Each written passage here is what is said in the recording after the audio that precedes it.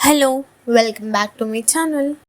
లలితా సహస్రనామ స్తోత్రం వ్యాసప్రోక్తం కాదు. అది సాక్షాత్తు లలితాదేవి యొక్క అనుగ్రహం చేత, ఆమె యొక్క ఆజ్ఞ చేత వ్యాసిన్యాది దేవతలు పలికితే ఈ స్తోత్రం ప్రచారంలోకి వచ్చింది.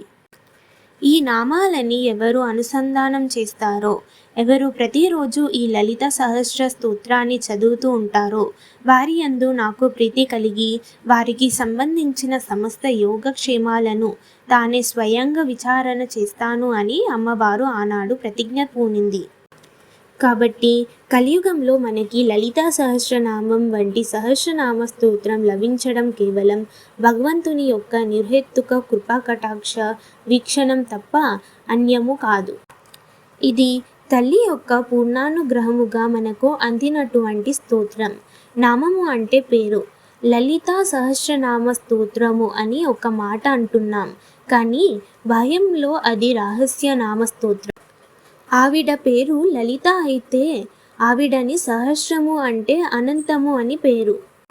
అనంతము అంటే లెక్క పెట్టలేని సహస్ర శీర్షవదన, సహస్రాక్షి, సహస్రపత్ అంటే ఖచ్చితంగా లెక్క పెట్టడానికి 1000 తలకాయలు ఉన్నది అని కాదు దాని అర్థం. అనంతమైన తల్లులు కలిగినది అని అర్థం. అనంతమైన నామాలు ఎందుకు ఉండాలి? ఒక రూపం ఏర్పడితే ఆ రూపాన్ని గుర్తుపట్టి పిలవడానికి ఒక నామం అవసరం. మనస్సుతో పలకాలి. లలిత సహస్రనామ స్తోత్రం చదవడం అంటే లలిత సహస్రనామ స్తోత్రం కొన్నాళ్ళకి నోటికి వచ్చేసి అప్పచెప్పేయడము కాదు. లలిత సహస్రనామ స్తోత్రం చదివేటప్పుడు ఒక్కొక్క నామం చెబుతున్నప్పుడు ఒక్కొక్క గుణం ప్రకాశించినటువంటి కారణం చేత మనసును హత్తుకొని నిలబడిపోవాలి. శ్రీ లలితా సహస్రనామములు కేవలం స్తోత్రం కాదు, ఇది గొప్ప శాస్త్రము, గొప్ప ప్రమాణం. ఈ 1000 నామాలు 183 శ్లోకములలో చెప్పబడినవి. శ్రీమాత అనునామముతో మొదలై లలితాంబిక అనునామముతో పూర్తవుతుంది. విడివిడిగా చదివితే ఓం శ్రీ మాత్రే నమః అని చదవాలి.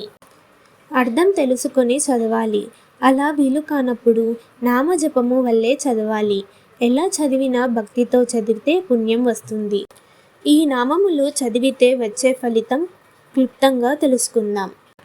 జీవితం తరిస్తుంది, అపమృత్యువు పోతుంది, ఆయుష్ పెరుగుతుంది, ఆరోగ్యం బాగుంటుంది, సర్వపాపాలు తొలగిపోతాయి.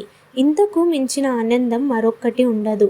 అందుకే శ్రీ లలితా సహస్రనామాలు చదువుదాం, చదివించుకుందాం, ముక్తిని పొందుదాం. శ్రీ లలిత సహస్రనామం వల్ల కలిగే ప్రయోజనాలు. ముఖ్యంగా శక్తులకు లలిత సహస్రనామం అనేది కనిపించే మరియు కనిపించని అన్ని సమస్యలను నాశనం చేయగల శక్తికి అత్యున్నత నమస్కారంగా పరిగణించబడుతుంది. పౌర్ణమి రోజున లలిత సహస్రనామం జపించడం వల్ల ఒకరి శరీరంలోని అన్ని వ్యాధుల మూలాలను నాశనం చేయగలదు మరియు సంచిత లేదా ఫలించటానికి వేచి ఉన్న కర్మలను కూడా కరిగించగలదు. సహస్రనామం పఠించే చాలామంది యోగులు దీర్ఘాయుష్షు కలిగి ఉంటారు మరియు శారీరక వృద్ధాప్యాన్ని దాదాపు తిప్పికొట్టారు. ఈ స్తోత్రం జపించడం వల్ల గ్రహాల పరివర్తన వల్ల కలిగే దుష్టభావాలను దూరం చేసుకోవచ్చు. పిల్లలు కావాలని కోరుకునే వివాహిత స్త్రీలు ఈ స్తోత్రాన్ని పఠిస్తే త్వరలోనే పిల్లలు పుడతారు. లలిత సహస్రనామం ప్రతిరోజు జపించడం వల్ల ప్రజలు అసూయతో కుటుంబాలపై చేసే మాయాజాలం మరియు ఇతర మంత్రాలకు సంబంధించిన అన్ని సమస్యలు ఖచ్చితంగా తొలగిపోతాయి. సహస్రనామంలో ప్రస్తావించబడిన దేవత యొక్క ప్రతి పేరుకు ఒక ప్రత్యేకమైన ప్రయోజనం ఉంటుంది. కొన్నిసార్లు ప్రజలు తమ జీవితాల్లోని ఒక నిర్దిష్ట సమస్యను నివారించడానికి స్తోత్రంలో ఒకే నామాన్ని జపిస్తారు.